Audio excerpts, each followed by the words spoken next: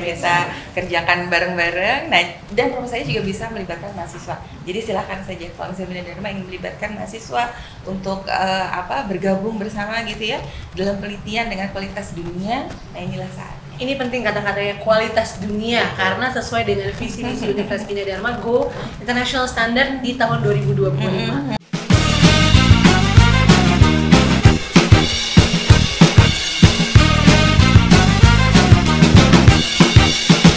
Pemirsa Bina Dharma TV, kembali lagi di acara Osari obrolan santai hari ini, dan pada siang hari ini saya Dr. Rama Santi Zinaida kedatangan tamu spesial yaitu Dr. Desinta Arofa Dewi dari INTI International University selaku Associate Professor. Selamat siang, apa kabar Ibu? Bu Desinta ini adalah orang Indonesia yang berkarirnya di Malaysia, luar biasa. Jadi dalam rangka apa nih sebenarnya datang ke Indonesia khususnya ke Universitas Bina Dharma? Iya, jadi sebetulnya kerjasama antara INTI International University di Malaysia dengan Bina Dharma itu sudah diinisiasi semenjak tahun kemarin, dan alhamdulillah ternyata Bina Dharma punya dosen-dosen yang luar biasa. Mereka aktif sekali dan mereka banyak sekali mensupport program-program terutama riset-riset yang disponsori oleh INTI ya. Jadi INTI International University ini adalah sebuah universitas yang sangat concern pada dunia penelitian atau riset, dan saat ini juga sudah masuk dalam QS ranking atau yang kita ketahui sebagai quarterly assignment untuk university ranking di seluruh dunia. Nah, gimana nih menurut Ibu Dr. Desinta ya, bagaimana sih sebenarnya perkembangan QS ranking khususnya di Asia Tenggara saat ini? Baik, jadi QS ranking itu memang satu sistem ranking dunia. Dia diselenggarakan oleh quarterly assignment dan dia akan mengevaluasi kualitas universitas yang ada di seluruh dunia. Jadi mereka secara rutin mengeluarkan nilai-nilai yang menjadi global ranking dari setiap university yang ada di dunia, dan termasuk yang ada fokus di Southeast Asia. Ya, luar biasa ya. Jadi dalam waktu INTI International University sebelumnya belum listed. Sebelumnya belum masuk dalam QS ranking. Belum listed dalam QS ranking, tapi dalam waktu 1 tahun kita berhasil menjadi 600 besar dunia. 600 besar dunia ya. Betul. Memang kita ketahui bahwa QS ranking ini, pemirsa Bina Dharma TV itu terlisted kurang lebih 1.500 universitas di 104 region di seluruh dunia. Kita dari INTI sudah masuk dalam 600 besar. Dari nol loh. Dari nol, in 1 year. Betul. Luar biasa. Jadi sebenarnya itu kenapa sih suatu universitas itu, Bu Dr. Desinta, harus masuk dalam QS World Rank itu? Kenapa harus masuk? Ya, sebagai universitas kita harus terus berkembang, dan kita juga harus terus memperbaiki diri, improvement ya, dari setiap tahun ke tahun, mengikuti tren yang sekarang ada dan juga mengikuti tren yang ada di dunia. Dengan mengikuti QS ranking, kita memastikan bahwa level kualitas pendidikan kita, terutama yang ada di Indonesia, kebetulan saya mewakili Malaysia, yang ada di Malaysia juga, kita juga berusaha untuk mengejar ranking-ranking tersebut sehingga universitas-universitas menjadi memiliki kualitas yang tinggi untuk mencerdaskan kehidupan bangsa, dan kita juga ingin menjadikan dunia ini lebih baik dengan generasi muda yang lebih berkualitas, lebih berpotensial. Memang di Indonesia sendiri ya, aku juga cek gitu kan ya QS rankingnya gitu, di Indonesia sendiri ada 16 kalau saya lihat di tahun 2023. Tepatnya 26 ya university yang memang kualitasnya bagus-bagus, baik itu negeri maupun swasta. But unfortunately Universitas Bina Dharma kesayangan saya ini belum masuk. Will be going to be soon. QS World Ranking. Lalu apakah hubungannya antara ranking-ranking yang ada di QS World Rank itu dengan riset sendiri?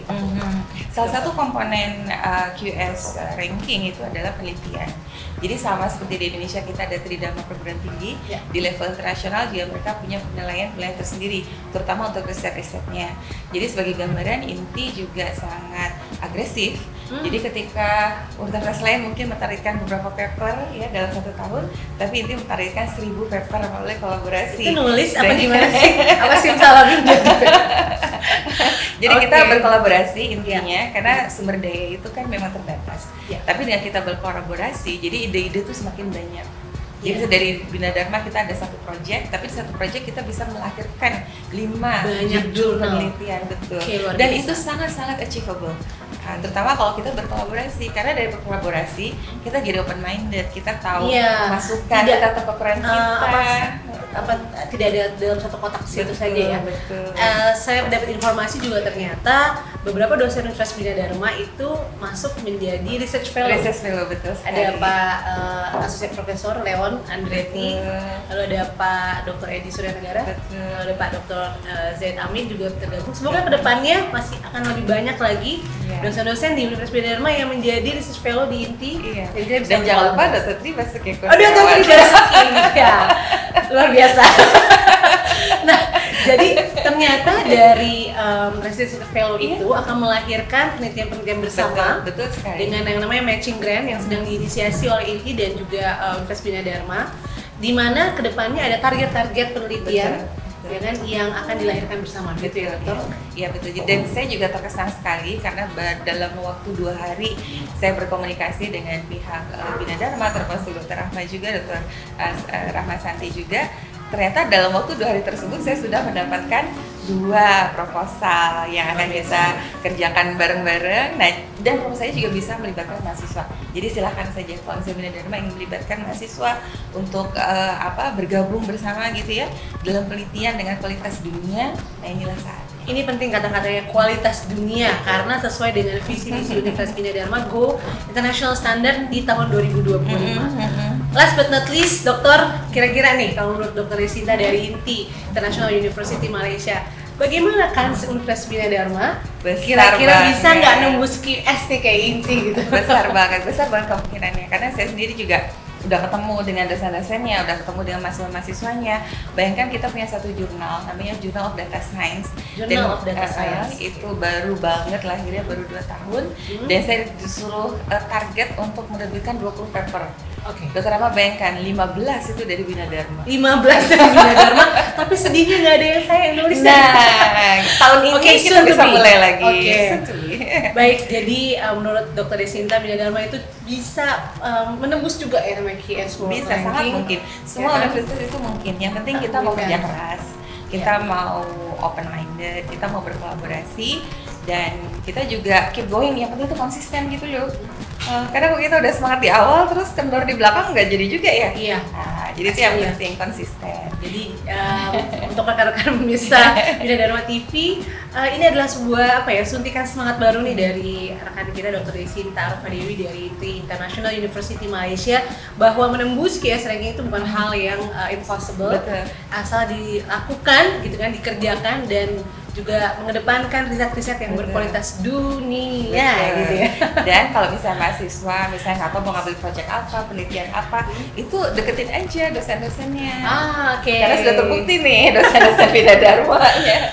Oh, very nice ya. Tapi ternyata waktu juga yang harus memisahkan obrolan santai hari ini di program Osari kita di Bina Dharma TV. Sampai ketemu nanti di program-program Osari berikutnya bersama dokter-dokter yang lainnya, dan thank you so much Dr. Sinta Arfadewi. Ya, sampai ketemu lagi. Sukses selalu untuk semuanya. Dah, assalamualaikum warahmatullahi wabarakatuh.